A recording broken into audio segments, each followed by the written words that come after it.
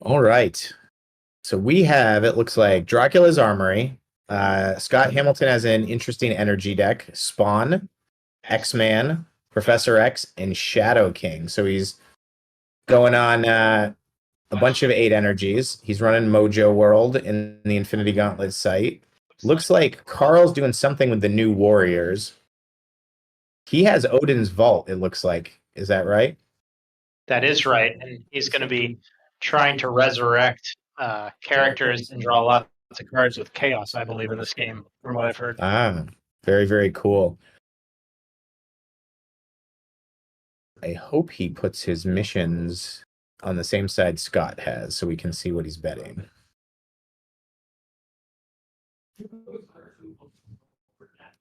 It's incredible how many different versions of the Any-Power teamwork are running around now. I know.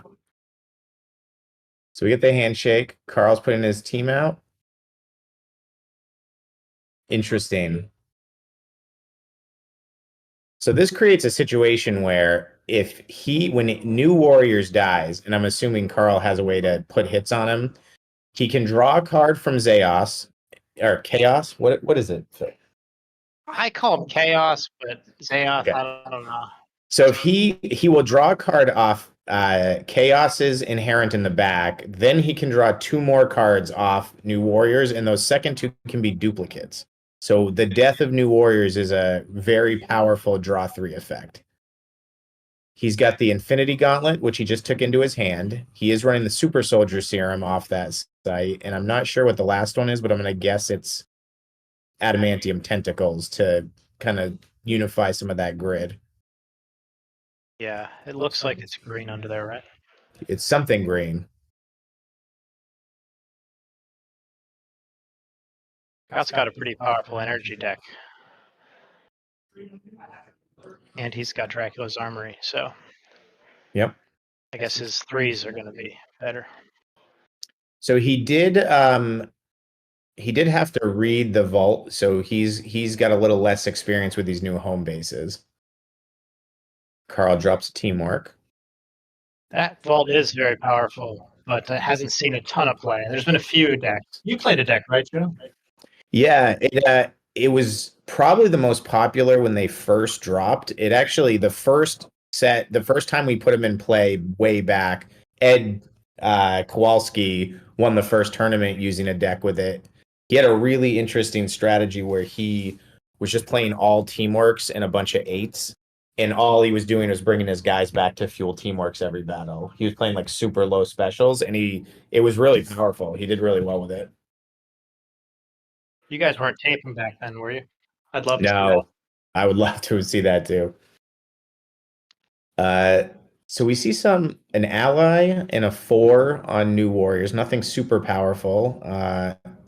Spawn's Living Costume is out. Not everybody plays that, so Scott's going to be looking to. Oh, interesting. Shadow King also has that same card, so I think he's probably playing a deck where he's going to be sharing the specials between all the characters. Certainly hoping to draw cards with Shadow King, I'm sure, with that special. Scott's betting first. He's thinking about a third one, which I don't disagree with. I don't know what's in his hand, but all right, he goes 3. Carl draws 1. He double checks. Looks like he's going to keep it.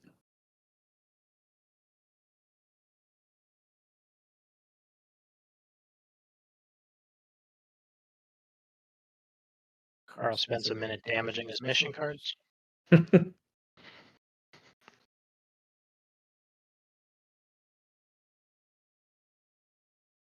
And Carl responds with a bet of 2. So they're going to fight this first fight.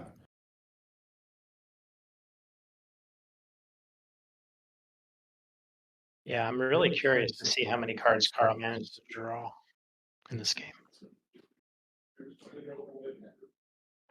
I'm curious how he's going to get the hits over to New Warriors. Mm-hmm. Opens with a teamwork. Carl uses the Any Power 7 to defend. I think we're going to be seeing image inducers out of Carl at some point. Yeah, that would make sense. He's playing a Reavers. I wonder if he's just gonna lock Beast out right off the bat with the pretty boy. That battle save also can move a character to reserve. So that might be a way to get all the attacks go to New Warriors. That's a great point. I wouldn't have even thought to play that card, but with what he's doing, that would totally make sense. Yeah, I was gonna say, I think we're gonna see him get his gauntlet in play now that he's got Beast protected. Scott's got a 1 intellect in his hand. He's got a 7. No, was it a 7? It looked like he had a 7 energy in his hand. All right, Scott's gonna. These guys are both taking a little bit of time to get some utility cards in play. The gauntlet goes out. X-Man now has a living costume on, so he can play any spawn specials. I'm doing this like I can see if I lean to the right, see what Carl's card is. It's not working. I can't read what the activator is that Scott has, but he does have 1 activator. He's got a 7 for sure. Might be a Beyonder. He's got 1 intellect, a 7 energy, 7 energy, and an activator.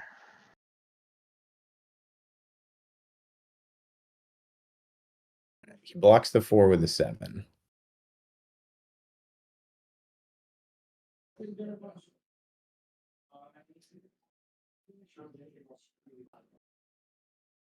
Now Carl's got 2 strength and 2 multi-type attacks, so he's going to have a hard time killing somebody here.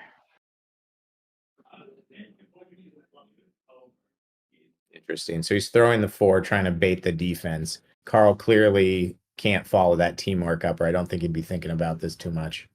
Yeah. So that probably takes the teamwork out of the equation.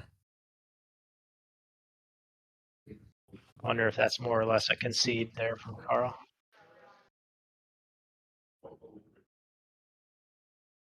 Oh, he's telling Carl he played the 4 from X-Man.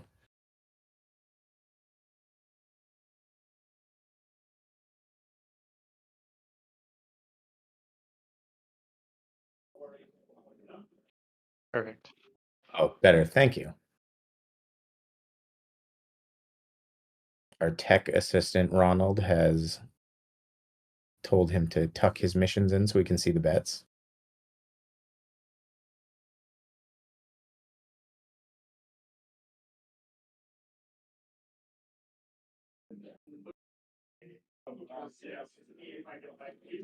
All right, a lot of thinking here. I feel like Carl's trying to decide if he's gonna throw something else, see if he can take out Spawn. He wouldn't get very much out of it. At this point, the only thing he's going to get from killing Spawn is locking out those fighting teamworks that Scott's probably playing. Where if the card in Scott's hand could kill Nightcrawler, he's got to decide if he wants to trade and lose all the Nightcrawler specials. He doesn't realize it's an activator, so. Carl can bring Nightcrawler back when he draws Nightcrawler specials, but that's true. Interesting. We really don't know who's going to win this because we don't know what that activator is going to be. He's going to throw the 4. That's going to leave him 4 to tie, 5 to win. Now we're going to see what Carl says here. Carl's letting him do it. So I think we're going to see the 7 come out, or maybe the 6 to 10.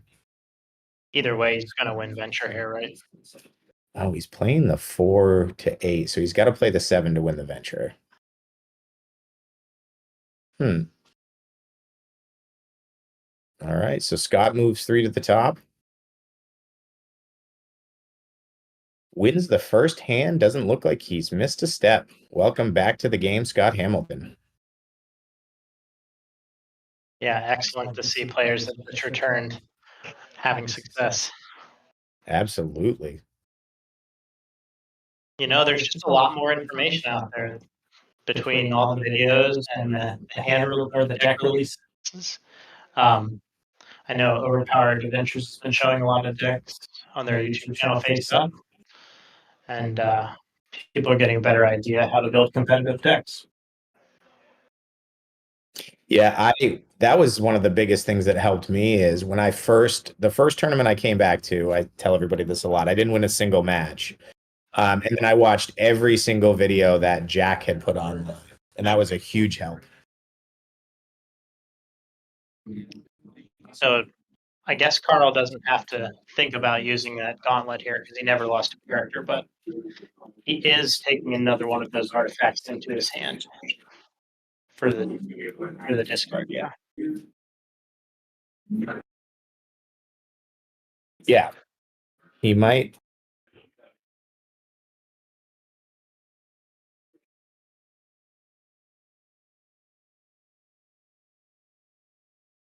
So I found it interesting that Carl had that 6 energy in there that wasn't able to follow the power card.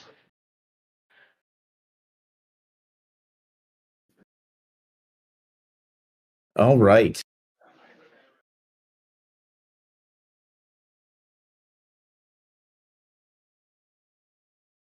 Yeah, that power card wouldn't be able to follow his teamwork icon. Hmm. That 6 energy Carl had last hand. Yep. Yeah, so that decision with the 4 multi was play the teamwork or not.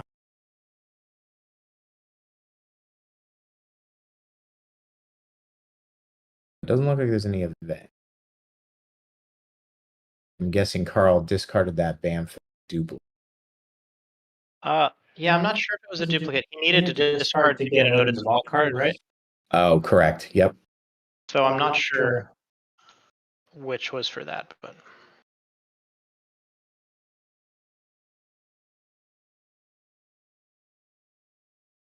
See a Street Profit come down. Looks like Scott hasn't placed. Now, he only has 2 cards placed. This may be where the inexperience bites him a bit. Carl looks like he's taking advantage and just placing a lot of cards. So the 9 or less avoid isn't playable, but Rage is. And Rage for the new Warriors is their Marvel cards. That is a very devastating.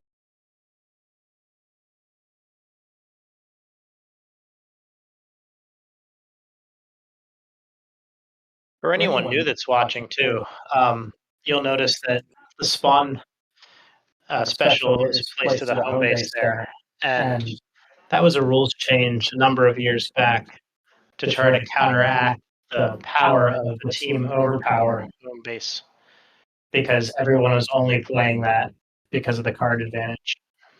So now Team Overpower still works the same as it always did. So he couldn't place an any hero or an activator there, but he can now place a hero specific special to try to balance that out.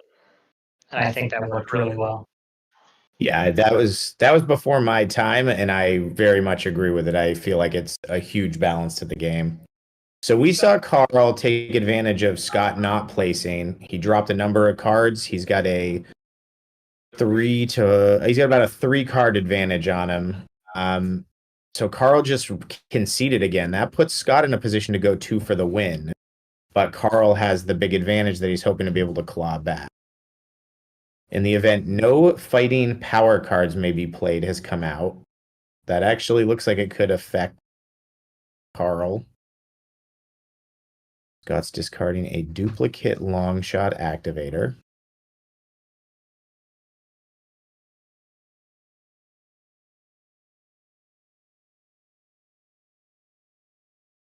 I don't know Scott's record. Carl had the bye round 1. This is actually Carl's first game. Scott's got a little bit of heat. Scott's got a 5 multi, an 8 energy, 6 energy, a spawn finite power, a Psylocke and a long shot activator, and what I think is an ally. He's got a 9 or less avoid placed and a Street Profit placed. So he's in decent shape. The one thing he doesn't seem to have is a negate. And that Rage makes it so he cannot use at all any cards with a strength icon. So that would shut down all of his activators if he can't defend it. So Joe, while they place out here, let's talk about the format today a little bit. We're doing 7 rounds of splits. Yes. And I believe you guaranteed 5 and 2 a spot in the top 8 this year. Up to 16. So I don't think mathematically we could have more, but at one point we had over 40 people who had signed up. And then with weather, a lot of things, we only ended up at 29, which was still the record, but we were bummed. We thought we were going to be in mid 30s at least. Sure. So I don't think mathematically that there is a way that it'll go above 8 people. But yes, we had a Boston where the math worked out where your brother missed it at 5 and 2. Oh, my cousin John. Cousin John, yeah. And we didn't like that. So we figure if you go 5 and 2, you're guaranteed a slot, and we'll just go up to a 12-person bracket, and the first four will have a bye. Yeah, I really like that. I think that should be used going forward, honestly. I don't think that anyone should be required to go 6-1.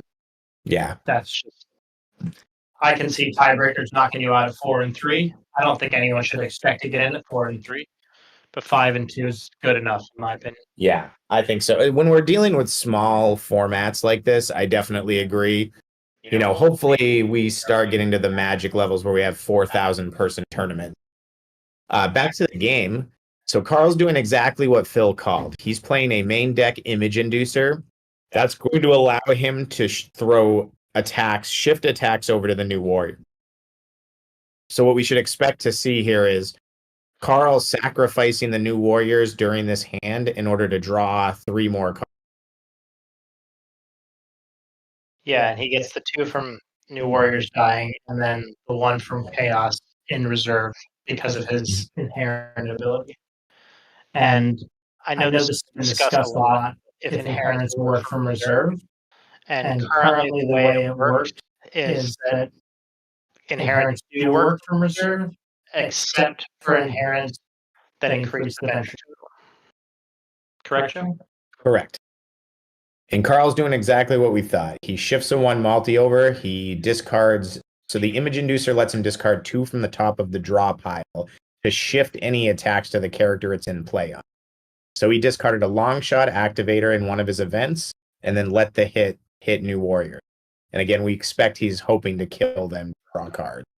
Now, Scott was able to hit Beast with Fine Power. That hurts with Beast having a 9 and a teamwork. So that does put Carl in a rough spot.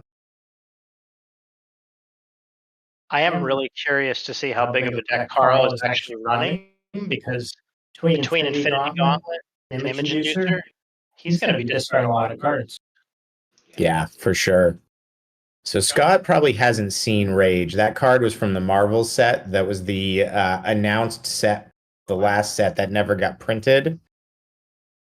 But it has been fan printed for some of these events. So Scott sees that going to play. That's going to knock 2 cards out of his hand that he can't play. Yeah, so those cards were actually designed by the game designers back in the 90s. But then when the game folded, they were never printed. So back in, I want to say, 2010, 2012, somewhere around there, Jack and Sean from Canada were able to get that list and make some fan cards, and that really jump-started the game again. Absolutely.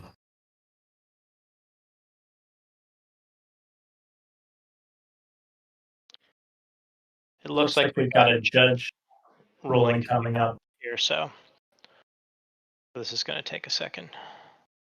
Big Dave just jumped into Scott's feed. So Scott's most likely just asking if he can use his activators. And the ruling is no. Opponent's team may not use cards with a strength icon for remainder of. So hopefully Dave has read Rage and gives the right. Yeah, it doesn't matter what card is under the battle state. Yeah, so I hope he got the correct ruling there. So I'd hate to see Scott stay in a battle where he thinks he can defend with it.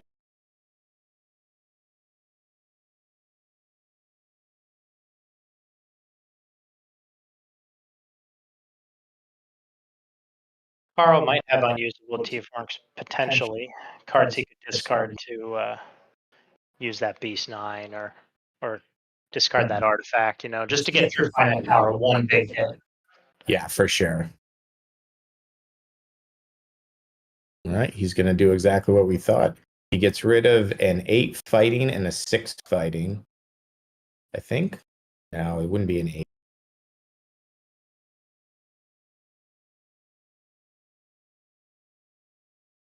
It's a 4 fighting on. That's the Riddler fighting. Carl's going to throw the any hero teamwork. He can follow it up with any power cards that he wants, plus.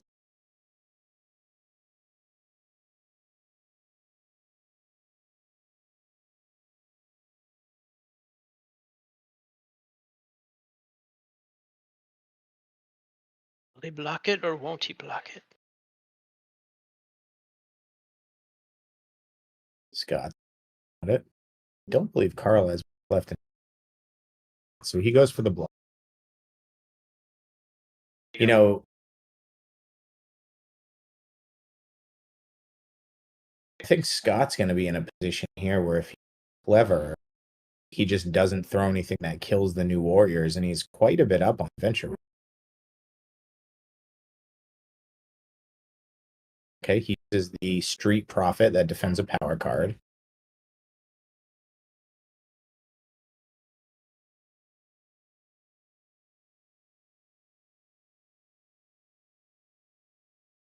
Yeah, the problem here is exactly what you said. Carl can just drop that teamwork and act artifact and throw that.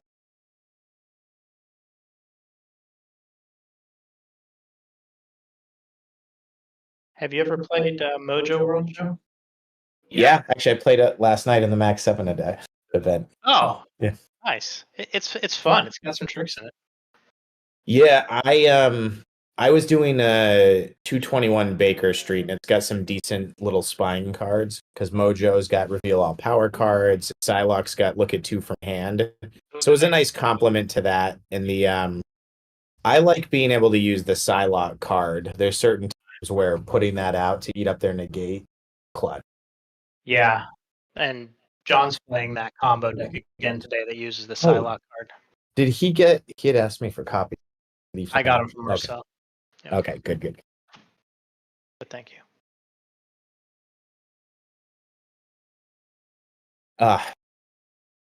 Interesting. Wow, that could be brutal. Dazzler and something goes to the dead pile. He shifts it to the new warriors. New warriors are not dead. Carl looks to have a Jubilee in it.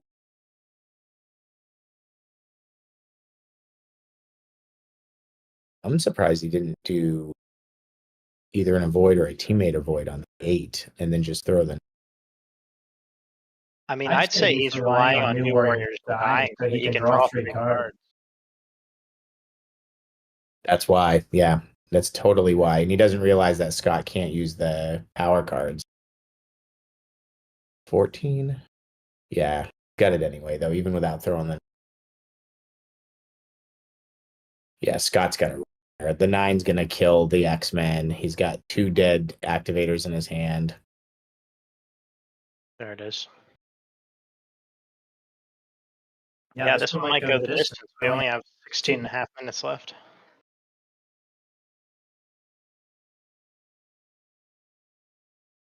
Now, the next battle, it'll be a lot easier to kill the new warriors. Though I guess he needs another image inducer because that's not a 1 per deck that goes away at the end of the battle.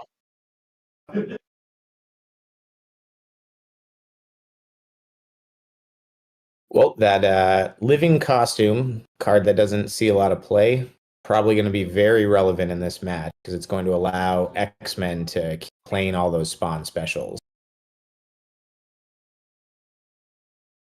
I'm kind of surprised Carl went after Spawn after that got in play, but like you said, it does still cut off all of the powerful teamwork to start with fighting. Scott has an event. That is no any heroes can be played, so that's not going to affect. There's his Beyond. He's got a dupe 7 energy, 6 energy. Got a Psylocke in his hand. Card in the dupe. A couple cards I couldn't make out. Carl, we don't quite have the angle. getting a good it's look. certainly a lot easier to see the player on our left side of the table, viewers left. Just because most people are right-handed. Guess we gotta get all the left-handed people to sit on this side. Eventually, we'll get the over-the-shoulder camera too. So Carl is playing left-handed. Carl's definitely got a negate. I saw that. Got a beast negate all the way on his right. He places a super soldier serum. Heavy weapons goes down on X-Man, already getting value out of that living cost.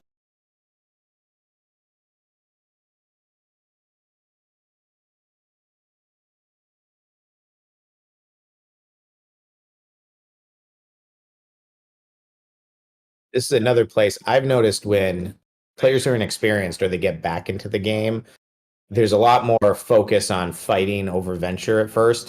You want to get back in there and throw the cards. And that may be, this is a situation where Scott probably wants to get a lot of cards placed out. Carl doesn't really have the ability to bet heavy on him because he's lost so many missions. This is where if I was Scott, I'd be trying to build up my placing advantage and just do an easy one.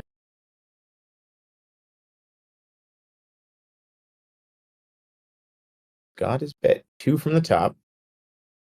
It looks like Carl bet 2 from the middle. So Carl's got a lot of heat.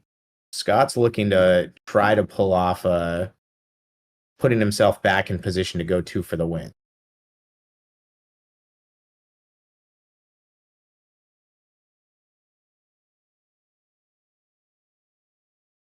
He's going to get rid of the spawn specials one way or another. And he's using the weapons cache to block the teamwork with a 6. That's great. Trading a 3 for teamwork. Doesn't get better than that. Mm-hmm. That 6 is coming through as an 8.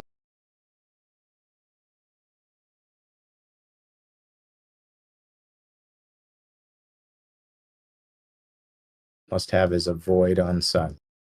There you go. He's going to play the full avoid using the Psylocke activator. So Carl's got a Sentinels left in hand, a Beast Negate left in hand, and a third card yet to be determined. Scott's just going to take him out. Wow. Carl's going to let that happen. Happily. Hopefully Scott hasn't made a mistake. So he's going to draw for Zeos. Looks like it's a keeper. And he's going to draw 2 for the new Warriors. He may keep duplicates, which one was a duplicate. He's going to have 2 Sentinels activators in his hand. That's so nasty. Now, he's already used the 7. I didn't see if he used a Beyonder. I wonder if he's actually got... Most people are not playing 3 Sentinel cards under that. Yeah, Carl's playing a pretty big deck, so he might have the remove strength attack or strength icon hits. That's the third one usually that people play. I'm a huge fan of that card, exactly, is what I was going to say. That card is fantastic, yeah. That really hurts people in tricky ways because I think oftentimes people think, well, obviously he can't play as 11, but he also can't defend Prof X, for example, with the ZE anymore. And he can't play activators to defend himself. Right, yeah. It's just really hard to keep your character alive once he gets hits.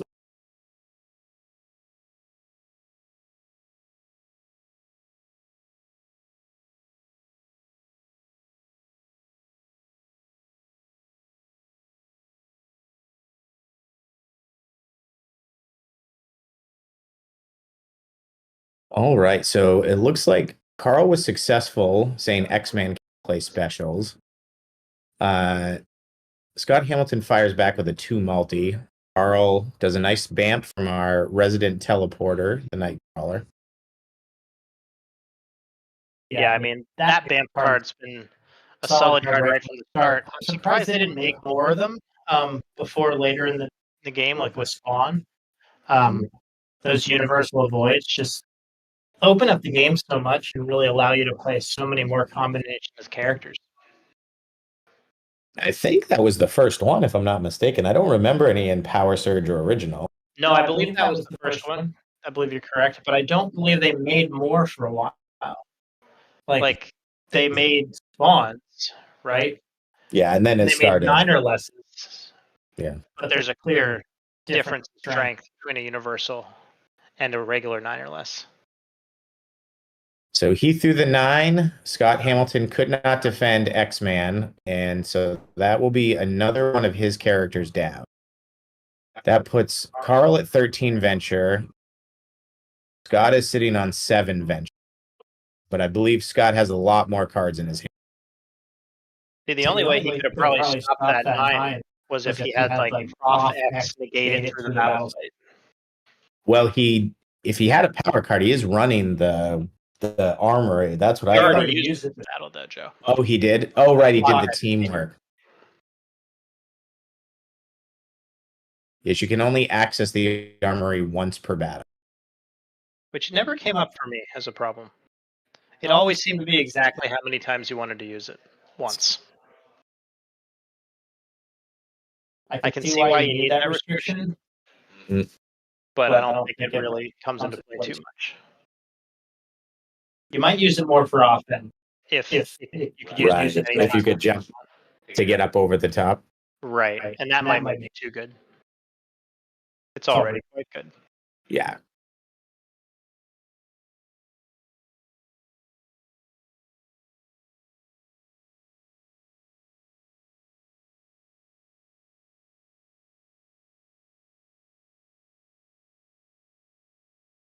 So time is ticking away here. Got about 8 minutes left. Hopefully somebody pulls out a win here without going to time.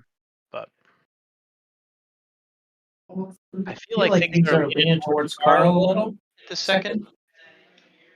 Yeah, Carl drawing those 3 cards completely shifted this hand for sure. Carl looks like he's completely happy to trade characters, and he just took a 7.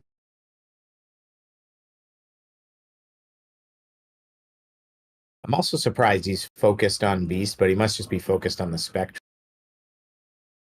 That 7 on Nightcrawler would put him real close to death.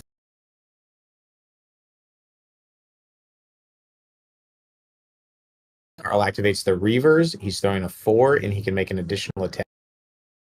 Did he tell us who he sent that from? Probably said it. I couldn't tell. So I would guess that this is kind of like a multi, that if Carl doesn't tell him who he's sending it from, Scott could decide. I don't know about that, but that would make sense if it's not declared.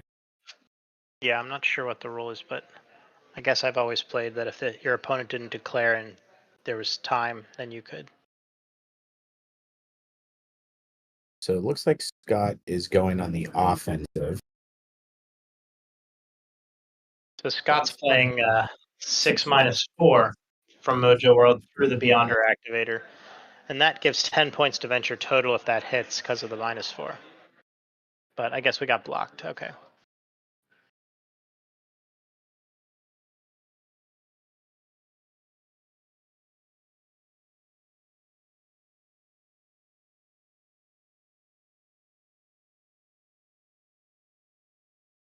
I guess Carl would have won that venture. Yes, Joe? Yeah. I didn't see that for a second, but. Looks like the Carl's slowly control this. Having chaos up with the 7 void on him is also.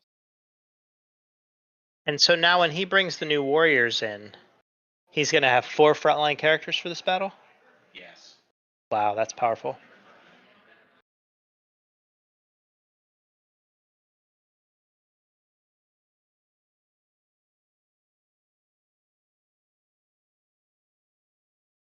Okay, so Scott's discarding 2 Dead Hero specials for X-Man. The EE, which is the avoid a power card, and the multi-4 special card attack. So it's going to be hard for Scott to win here with 2 characters versus potentially 4, but we have to play it out. You never know. For sure. And I didn't realize till you just said that. Carl's strategy is to continually bring back the new warriors to throw the hits on him. That's very, very clever.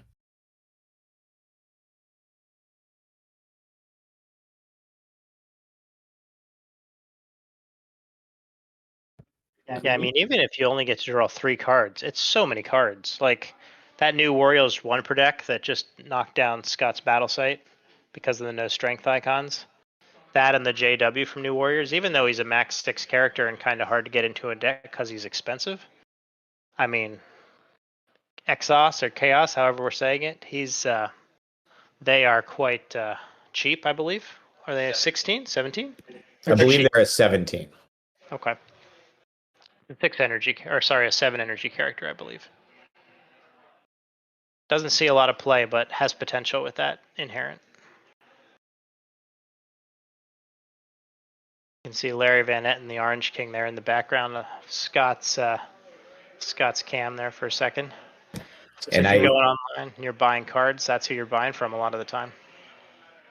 And he is 16. I just double checked his grid, so he's very inexpensive. He's 7441.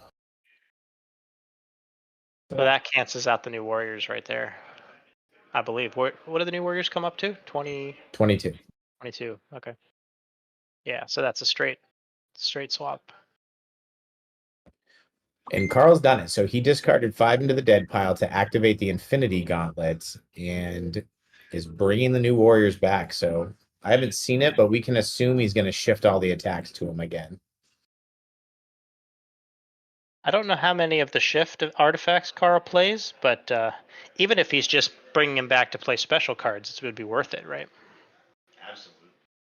Assuming Carl doesn't run out of cards, but it looks like Carl's deck is still healthy. Healthy enough for a couple more rounds. And he's also running a deck that doesn't really care if he discards cards. There's really one huge one per deck, one from the new Warriors that he's worried about. And it's already been played, so yeah.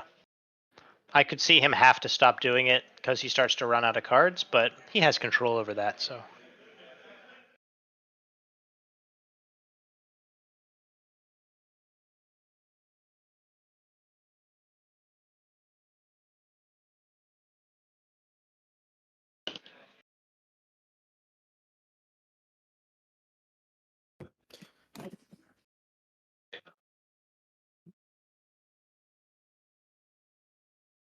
All right, so Carl probably going to venture as much as he can here. Yeah, I would think.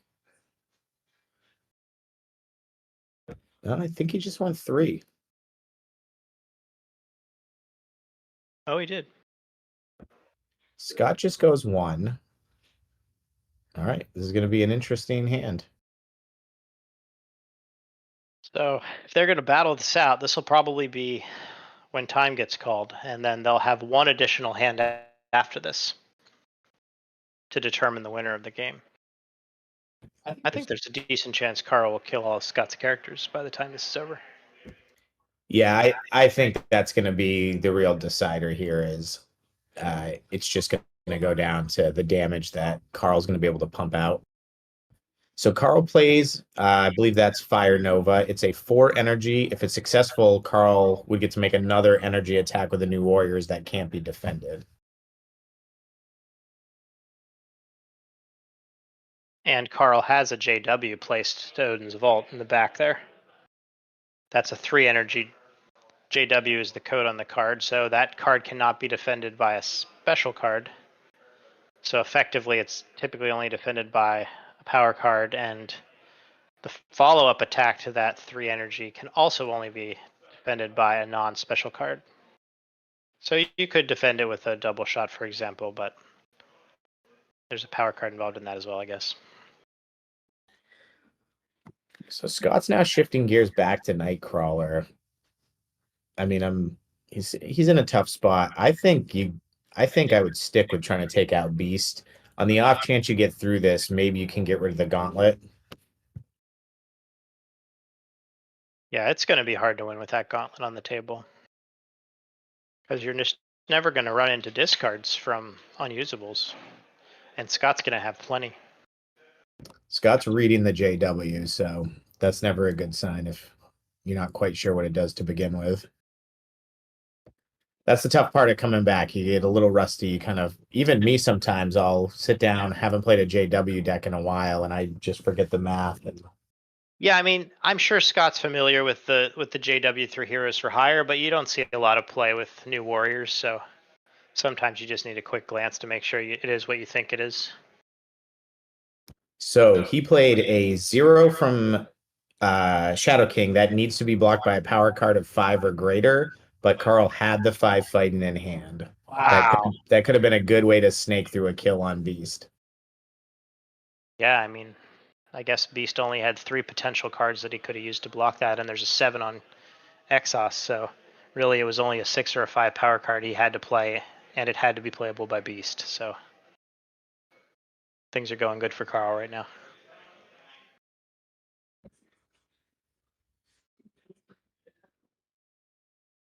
All right, so I haven't heard time called, but it should have been called by our clock. We are in negative territory. I felt like the clock, it looked like the button might have got hit a little early, but we'll see if they play a second hand after this one. Oh, okay, so when Dave came by a minute ago, he did tell them time was called. So they are on their last hand now. Okay, fantastic. So this is interesting though, because they're so close on venture. So the first tiebreaker is total numbers of characters. So Scott is going to have to win the venture here. He can't end up in a tie. I believe the first tiebreaker, if the missions end up the same, is total number of characters. Is that what you're saying, Joe? Yeah. Yeah, if they were to have if the missions were to be identical, that would be the first tiebreaker. Okay. And so Carl's got that one locked up for sure. So Scott's going to have to end up with a lead in missions to have any chance of winning this, because he's not going to kill all of Carl's characters.